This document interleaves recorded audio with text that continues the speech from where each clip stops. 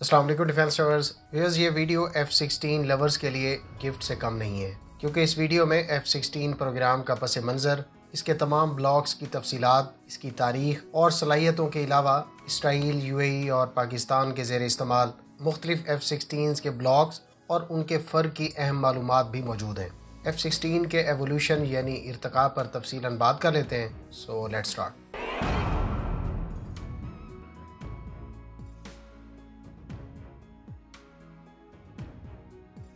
वर्ष 1968 में Soviet union के हाई परफॉर्मेंस MiG-25 इंटरसेप्टर की डेवलपमेंट पर अमेरिका ने नए एयरक्राफ्ट के हसूल का मंसूबा शुरू किया। FX प्रोजेक्ट के तहत 18,000 kilogram maximum take off weight, mark 2.5 की स्पीड और high thrust to weight ratio रखने वाले तैयारे की रिक्वायरमेंट्स रखी गई। 1969 में मैकडोनल्ड डगलस के F-15 को सिलेक्ट किया गया और ये फैसला किया गया कि ये तैयारा F-4 फैंटम 2 को रिप्लेस करेगा। MiG-25 के मुकाबले के लिए F-15 पर APG-63 पावरफुल रेडार, 4 AIM-7 और 4 ही AIM-9 मिसाइल्स ले जाने की सलाहियत मौजूद थी। लेकिन जैसे जैसे FX प्रोग्राम जारी रहा तो US एयरफोर्स को इस तरह के बासलाहियत लेकिन महंगे एयरक्राफ्ट से इक्विप किए जाने का चैलेंज दरपेश रहा। ऐसे वक्त में फाइटर माफिया की जानिब से बहस छेड़ दी गई कि US एयरफोर्स के लिए एक ऐसा एयरक्राफ्ट होना चाहिए जो वज़न में हल्का और हाईली मनूवरेबल हो, ताकि तेज़ी से बुलंदी पर परवाज करने और बर्क रफ्तारी से अपनी सिमत बदल सके। इसके अलावा लाइट वेट होने और छोटा तैयारा होने पर इसको तैयार और ऑपरेट करने पर भी खर्च कम आएगा। शुरू में एयरफोर्स की जानिब से इस पर कान न धरे गए, लेकिन कुछ अर्सा बाद ये रियलाइज़ किया गया कि F-15 को ज़्यादा तादाद में हासिल करने के लिए इतना बजट दस्तयाब नहीं होगा, लिहाजा उस वक्त एयरक्राफ्ट माफिया की बातों को अहमियत दी जाने लगी। मई 1971 में डिपार्टमेंट ऑफ डिफेंस की सपोर्ट से एयरफोर्स में प्रोटोटाइप स्टडी ग्रुप का क़याम अमल में लाया गया। 6 उम्मीदवारों में से 2 का इंतखाब किया गया और यूं लाइट वेट फाइटर प्रोजेक्ट का आगाज़ हुआ। रिक्वेस्ट फॉर प्रपोजल 6 जून 1972 को पब्लिश की गई। US एयरफोर्स ने वियतनाम की जंग, 6 डे अरब इसराइल लड़ाई और इंडिया पाकिस्तान की जंग से हासिल होने वाले तजर्बात की रोशनी में एक फास्ट, हाई मनूवरेबल और 20 टन वजनी तैयारे की डिमांड की। इसके अलावा ये भी कहा गया कि एक ऐसा एयरक्राफ्ट होना चाहिए जो मार्क 0.6 से 1.6 की स्पीड और 30 से 40,000 फुट की बुलंदी पर परवाज कर सके। मई 1972 में जनरल डायनेमिक्स और नॉर्थरोप ग्रोमन के प्रपोजल को एक्सेप्ट किया गया, जिन्होंने बिलतरतीब YF-16 और YF-17 प्रोटोटाइप मैन्युफैक्चर किए। इन दोनों प्रोटोटाइप्स ने 2 फरवरी 1974 और 9 जून 1974 को मेडन फ्लाइट ली। इस साल NATO members Belgium, Denmark, Netherlands और नॉर्वे ने अपने F-104 जेट्स को रिप्लेस करने का ऐलान किया। लिहाजा US एयरफोर्स के लाइट वेट फाइटर प्रोजेक्ट के लिए मुंतखब होने वाले तैयारे को इन नेटो ममालिक को भी फ़रोख्त किए जाने का ये एक शानदार मौका दस्तयाब हुआ। US एयरफोर्स ने इस लाइट वेट फाइटर से अपने F-4 और F-105 तैयारों को रिप्लेस करना था, जबकि इन नेटो ममालिक की फाइटर बॉम्बर्स रिक्वायरमेंट ने लाइट वेट फाइटर प्रोजेक्ट को एक एयर कॉम्बैट फाइटर प्रोजेक्ट में बदल दिया। इस दौरान YF-16 भी एक मल्टी रोल फाइटर एयरक्राफ्ट बन गया। इस तैयारे के अंडर विंग पायलट्स को 2 से बढ़ाकर 3 कर दिया गया, जबकि रेडार की रिक्वायरमेंट्स भी तब्दील कर दी गई। इसके लिए वेस्टिंग हाउस का APG-66 multi mode mission radar select किया गया।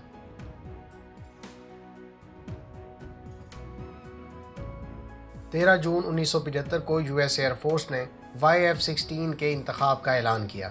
इस इंतखाब में प्राट एंड विटनी के F-100 टर्बोफैन इंजन ने अहम किरदार अदा किया, क्योंकि इस इंजन को F-15 पर भी इस्तेमाल किया गया था, जिससे न सिर्फ YF-16 को YF-17 से ज़्यादा एक्सेलरेशन, क्लाइंबिंग और मनूवरेबिलिटी हासिल हुई, बल्कि इस इंतखाब से इंजन कॉस्ट और ऑपरेटिंग कॉस्ट भी कम करने में मदद मिली।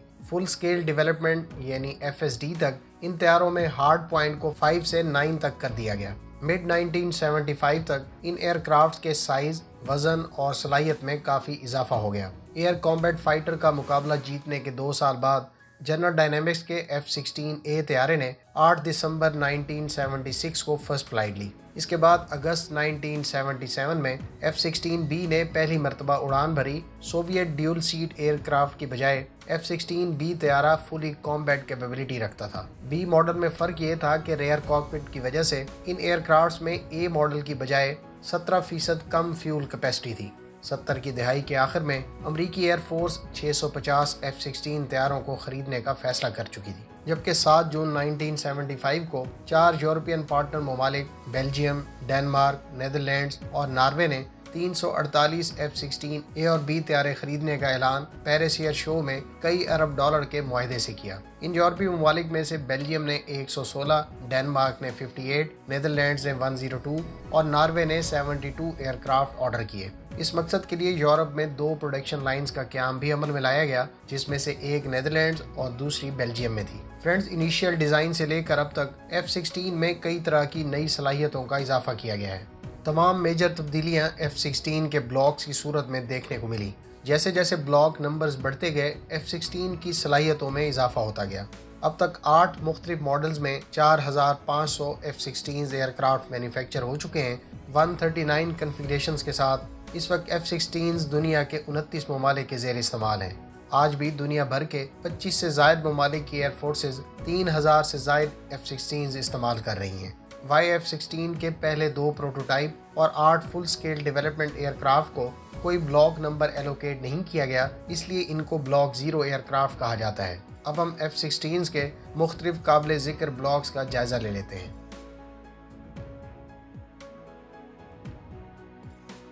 प्रोटोटाइप और FSD प्रोग्राम के बाद पहला ब्लॉक 1 F-16 सीरियल नंबर 78-0001 ने पहली मरतबा 16 अगस्त 1978 को फ्लाई किया। इसी महीने ये एयरक्राफ्ट US एयर फोर्स के हवाले कर दिया गया। पेसर लोव प्रोग्राम के तहत ज़्यादातर ब्लॉक 1 और ब्लॉक 5 एयरक्राफ्ट को 1982 में ब्लॉक 10 पर अपग्रेड कर दिया गया। न्यू प्रोडक्शन ब्लॉक 10 एयरक्राफ्ट, जिसमें टोटल 312 एयरक्राफ्ट बनाए गए थे, इनकी मैन्युफैक्चरिंग 1980 तक हुई। Tactical air command in F-16 तैयारों को फाइटिंग फाल्कन, जबकि क्विक, एजाइल और डेडली होने की वजह से पायलट्स और एयर क्रू इसको वाइपर कहकर पुकारते हैं।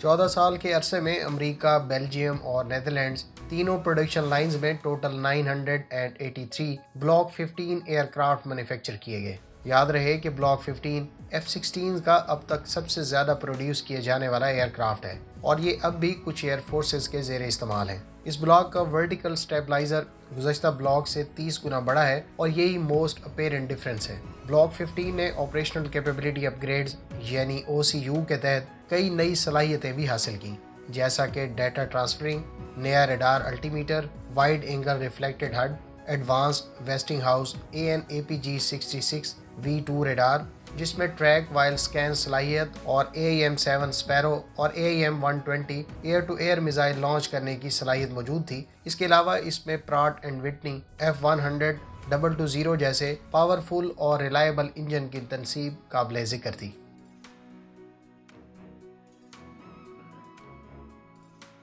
F-16A तैयारों के ब्लॉक 15 की और अपग्रेड ADF यानी एयर डिफेंस फाइटर थी। ADF प्रोग्राम के तहत यूनाइटेड स्टेट्स की एयर स्पेस की हिफाजत के पेश नज़र F-16 ब्लॉक 15 OCU तैयारों को कई तरह के एडिशनल सिस्टम्स जैसा कि AN/APG 66A radar, lockdown shoot down सलाहियत और IFF यानी आइडेंटिफिकेशन ऑफ फ्रेंड एंड फो जैसी सलाहियतें काबिल ज़िक्र हैं। 80 की दहाई के इख्तिताम और 90 की दहाई के आगाज़ तक टोटल 271 F-16 ब्लॉक 15 एयरक्राफ्ट्स को ADF में कन्वर्ट किया गया। वाज़ेह रहे कि पाक फ़िज़ाइया के इब्तदाई F-16 ब्लॉक 15 स्टैंडर्ड के थे और 2014 में उर्दन से खरीदे जाने वाले 13 तैयारे ADF सलाहियत के F-16 ब्लॉक 15 हैं।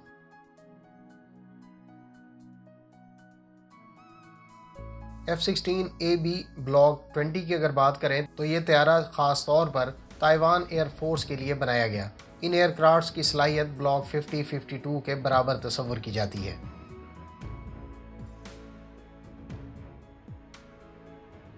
F-16 MLU की अगर बात करें तो ये F-16 के इब्तदाई यूज़र ममालिक जिसमें US, बेल्जियम, डेनमार्क, नीदरलैंड्स और नॉर्वे ने अपने F-16 को मॉडर्नाइज करने का मंसूबा बनाया। इस प्रोग्राम के तहत एवियोनिक्स और स्ट्रक्चरल इम्प्रूवमेंट्स की गई, इसलिए इसको मिड लाइफ अपग्रेड प्रोग्राम कहा जाता है। फाल्कन अप प्रोग्राम के तहत इन F-16 की सर्विस लाइफ 8000 घंटों तक बढ़ा दी गई। दूसरी बड़ी और अहम अपग्रेड इसमें मॉड्यूलर मिशन कंप्यूटर की तनसीब थी। नया कंप्यूटर गुज़श्ता कंप्यूटर से 740 गुना तेज़ी से प्रोसेसिंग करने की सलाहियत रखता था। दीगर चेंजेस में wide angle HUD, full colour multi function display, INS और GPS receivers, electronic warfare management system, radar warning receiver, helmet mounted display और कॉकपिट डिस्प्ले को नाइट विजन कैपेबिलिटी सिस्टम से कंपैटिबल किया गया। इसके अलावा electronic counter measure parts, advance flare dispenser काबिल ज़िक्र हैं। याद रहे कि पुर्तगाल, उर्दन और पाकिस्तान के F-16s को भी बाद में इस MLU यानी मिड लाइफ अपग्रेड प्रोग्राम से गुजारा गया।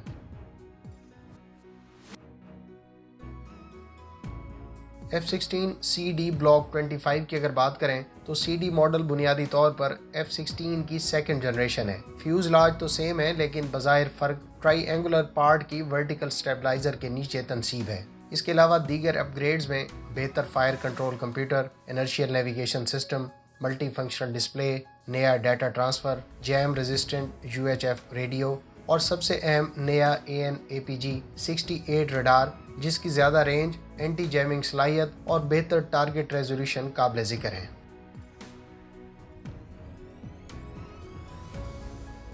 ब्लॉक 3032 मॉडल ने 12 जून 1986 को फ्लाई किया। इसमें प्राट एंड विटनी के इंजन की जगह जनरल इलेक्ट्रिक के F110 इंजन को मुतबादिल के तौर पर मुतारिफ करवाया गया, लेकिन इंजन का मसला दोनों कंपनियों के दरमियान रस्साकशी का बाइस बना रहा। ताहम आखिर में US नेवी के लिए तैयार किए जाने वाले F-16N में, जिनको ब्लॉक 30 भी कहा जाता है, इनको जनरल इलेक्ट्रिक के इंजन से पावर किया गया। इसमें पहले मॉडल्स की तरह ही नॉर्मल इनलेट और AN/APG 66 रडार का ही इस्तेमाल किया गया। ताहम नेवी की रिक्वायरमेंट्स के पेश नज़र इसमें माइनर स्ट्रक्चरल चेंजेस की गई। टोटल 22 F-16N और 4 तुर्क F-16N 1987 से 1988 के दरमियान प्रोड्यूस किए गए।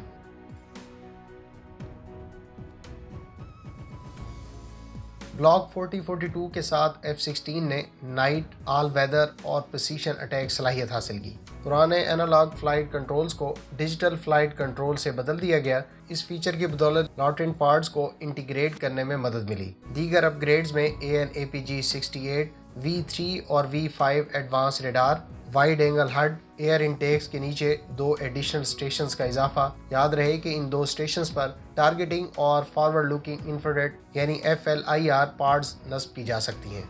FLIR पार्ट का इमेज हड पर डिस्प्ले हो जाता है, जिसकी वजह से पायलट को नाइट विजन गॉगल्स की ज़रूरत नहीं रहती। ब्लॉक 4042 में स्ट्रक्चरल अपग्रेड्स की बदौलत इसका maximum take off weight 17,000 kilogram से 19,000 किलोग्राम बढ़ाने में मदद मिली।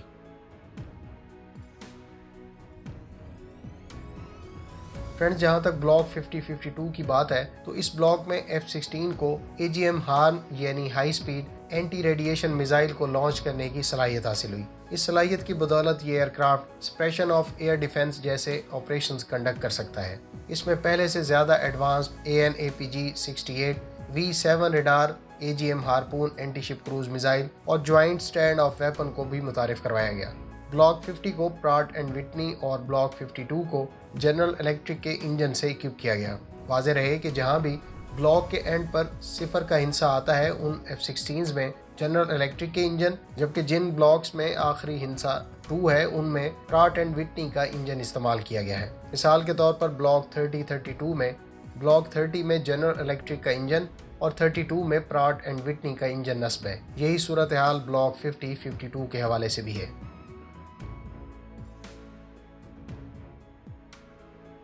ब्लॉक 50 में प्लस अपग्रेड ने इसको ज़्यादा बेहतर एयर टू एयर और एयर टू ग्राउंड सलाहियत AN/APG 68 V9 रडार से हासिल हुई। दीगर अपग्रेड्स में advance identification of friend and foe, जिसकी रेंज 185 किलोमीटर, कन्फर्मल फ्यूल टैंक्स जिसमें 450 गैलन एक्स्ट्रा फ्यूल कैरी किया जा सकता है। याद रहे कि पाकिस्तान के पास भी यही ब्लॉक 50-52 प्लस एयरक्राफ्ट मौजूद हैं।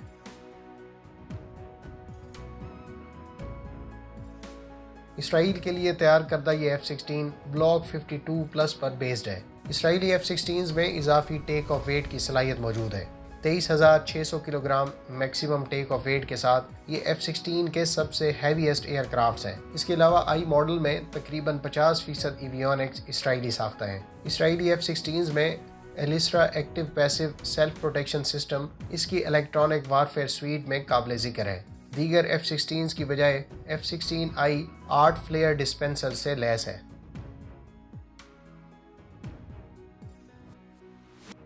फ्रंट F-16 ब्लॉक 60 को डेजर्ट ईगल भी कहा जाता है। ये F-16 UAE की ज़रूरियात के पेश नज़र तैयार किया गया है। इसमें इब्तदाई मॉडल से ज़्यादा लोड कैरी करने के अलावा बेहतर प्रोटेक्शन सिस्टम का इजाफा किया गया। UAE ने इस कस्टमाइज एयरक्राफ्ट की डेवलपमेंट कॉस्ट बेयर की थी। टोटल $6.4 अरब की लागत से 80 F-16 ब्लॉक 60 का ऑर्डर UAE ने 2000 में ऑर्डर किया था। दीगर अहम अपग्रेड्स में AN/APG-80 ईसा रेडार और नॉर्थरोप ग्रोमन की dedicated internal FLIR targeting system काबिल जिक्र हैं। UAE के F-16 में नॉर्थरोप ग्रोमन के Falcon Edge integrated electronic warfare system का भी इजाफा किया गया है।